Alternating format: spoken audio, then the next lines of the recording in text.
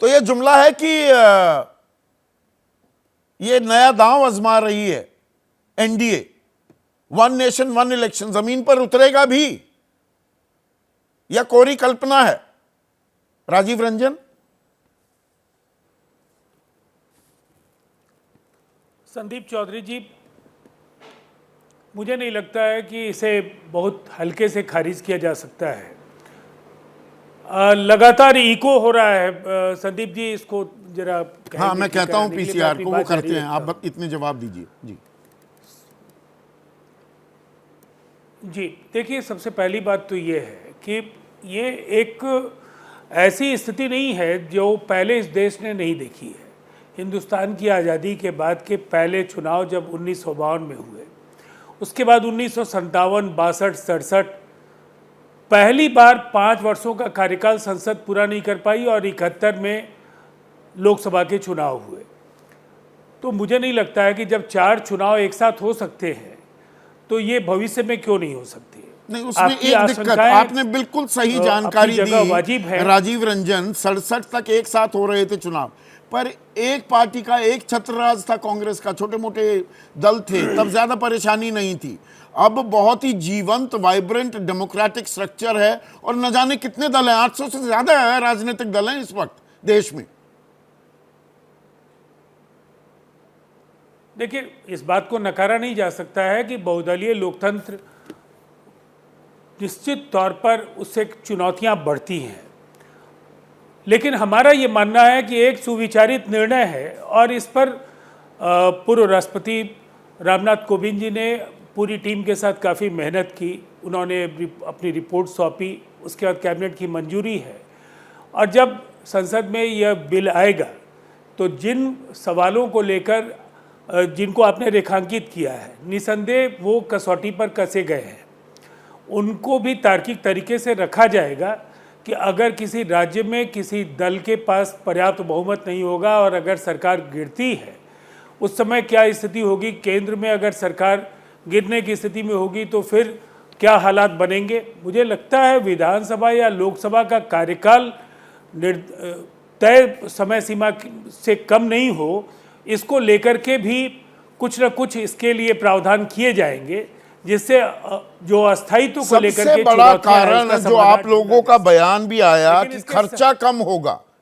राजीव रंजन, गलत तो नहीं मैं कह रहा हूं कि खर्च कम हो जाएगा, बोझ घटेगा, देखिए, है ना? नहीं, ये तो देखिए, ये तो निसंदेह इन आंकड़ों को अगर आप देखेंगे 2018 में इसका आकलन किया गया था। मैं एक सेकंड एक आंकड़ा बता दूं तो अगर लोकसभा चुनाव और विधानसभा चुनाव अलग अलग होते हैं तो 10,000 करोड़ का खर्चा 2018 में यह आकलन किया गया था, यह भी मैं बता दूं।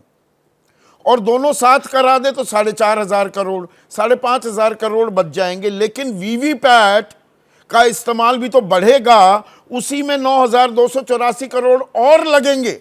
अगर चुनाव साथ कराए जाते हैं तो पैसा तो कुछ नहीं बचता, इसमें राजकोष या घाटे पर कोई असर नहीं पड़ेगा। और दरअसल जो काले धन का बेजा इस्तेमाल होता है उस पर कोई ध्यान नहीं दे रहा है। 1 लाख करोड़ से ऊपर का खर्चा हो जाता है चुनाव में, उसे रोक दो तो पैसे बच जाएंगे। देखिए, आपके सवाल का जवाब मैं 2 हिस्से में दूंगा। आपने वीवीपैट को लेकर के जो बातें कही, चुनाव अगर अलग अलग भी होंगे तो वीवीपैट पर जो व्यय है वो आपको करना होगा। एक साथ कराएंगे तो निसंदेह जो विधानसभा और लोकसभा के व्यय को लेकर के एक अनुमानित आंकड़ा 1918 का आपने दिया है, ये आंकड़े भी 2029 को अगर हम मान लें कि एक साथ वन नेशन वन इलेक्शन के लिए वर्ष निर्धारित अगर है तो निसंदेह ये आंकड़े 1.5 गुने से भी ज़्यादा होंगे। तो निसंदेह ये एक बड़ी राशि की बचत होगी।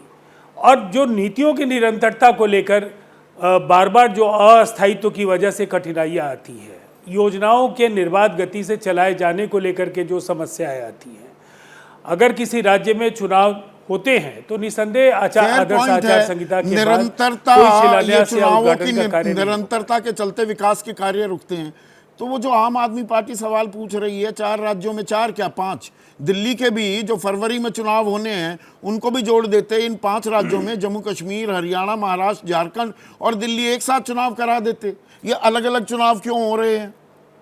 या यहां पर अपना मतलब चित भी मेरी पट भी मेरी कि भाई अलग अलग चुनाव कराओ, हर चुनाव में पूरा जोर लगा पाएगा बीजेपी का केंद्रीय नेतृत्व, वहां पर यह भी सही और वैसे साथ कराना भी सही।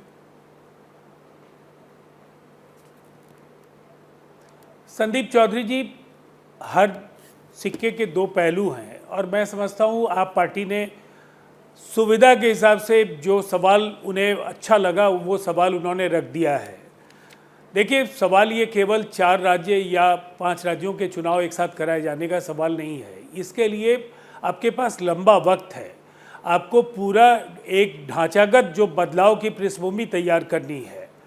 कई तरह के नीतिगत बदलाव होंगे और निसंदेह संविधान संशोधन से लेकर राज्यसभाओं की मंजूरी, ये विधानसभाओं की मंजूरी से लेकर तमाम तथ्यों पर आपने जो जानकारी दी है उसको दोबारा दोहराने नहीं, के बजाय उसको मैं इतना अभी ही अभी कहना संवैधानिक जो बाध्यताएं ये हैं उस पर तो मैं आऊंगा।